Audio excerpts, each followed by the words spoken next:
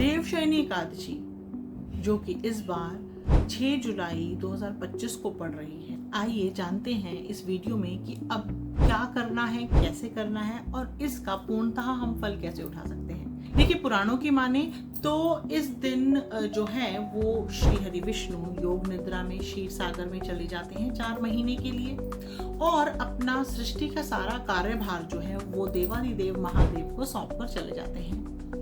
तभी सावन आते हैं और हम भोले भंडारी की पूजा करना शुरू कर देते हैं।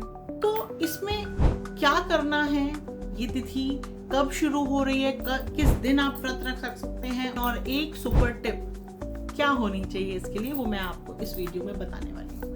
नमस्कार, मैं मोक्षा रामपाल सिंह। देखिए, जो टाइमिंग्स हैं वो 5 जुलाई 2025 शाम को 6:58 PM पर ये शुरू हो रही है और जो इसका समापन है वो 6 जुलाई 9:14 पर खत्म हो रहा है। तो आपने जो भी व्रत करना है, जो भी विधि करनी है, वो आप 6 जुलाई को ही करेंगे। अब इस दिन करना क्या है? देखिए, वैसे अगर व्रत रख रहे हैं तो व्रत आप रखें, कथा सुने और जैसे भी आपको फलहार लें इस दिन और वो अपना इस चीज का आप पूरा वो कीजिए। मगर अगर आप व्रत नहीं रख रहे हैं तो आप अपनी संपूर्ण भाव, आपकी आस्था भी श्री हरि विष्णु को समर्पित कर सकते हैं। अब आते हैं कि इस दिन करना क्या चाहिए। देखिए, आपको पीले स्वच्छ कपड़े पहनने चाहिए, पीले रंग के ही वस्त्र श्री हरि विष्णु को अर्पण करने चाहिए, पीले रंग के फूल, फल, मिठाई, धूप, दीप सब आदि देना चाहिए। याद रखिएगा कि इस दिन आप श्री हरि विष्णु को तुलसी दल जरूर अर्पण करें। मगर एक कॉशन मैं यहां पर दे रही हूं, आपने तुलसी का पत्ता जो है वो शनिवार को ही तोड़ लेना है और जो एतवार को फिर आप चढ़ा सकते हैं, जो कि देवशयनी एकादशी है।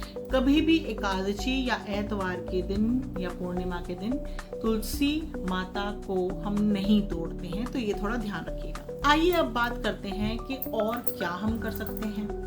देखिए, हमने व्रत रखना है तो आप व्रत रखिए। तामसिक चीजें बिल्कुल भी नहीं खानी है, मतलब कि जो नॉनवेज और अल्कोहल वगैरह कंज्यूम करते हैं, कृपया करके इस दिन ना करें। और साथ ही साथ आपने इस दिन चावल नहीं खाने हैं, ठीक है। अब आते हैं कि वो सुपर टिप क्या है जो मैं आपको देना चाह रही हूँ।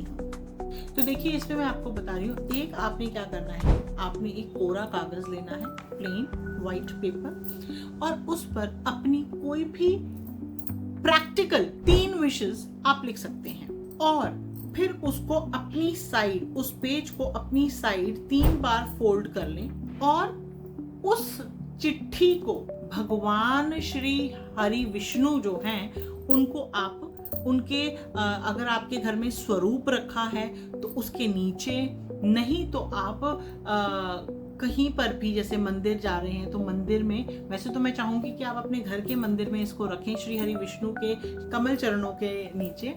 आप फिर देखिएगा कि कितनी ही जल्द आपकी जो वो ड्रीम्स हैं या गोल्स हैं, जो आपने अपनी इच्छाएं लिखी हैं, उस पर आप खुद ही ऐसे कार्यरत होने लग जाएंगे कि आप उन सारी चीजों को जोड़ने में, अपने आप के लिए हासिल करने में कार्यरत हो जाएंगे। कृपा करती हूँ कि इस टिप से, या ये जो छोटी छोटी टिप देती हूँ, इससे आप लाभप्रद हों और इसको शेयर करना बिल्कुल भी मत भूलिएगा ताकि औरों का भी भला हो सके। धन्यवाद।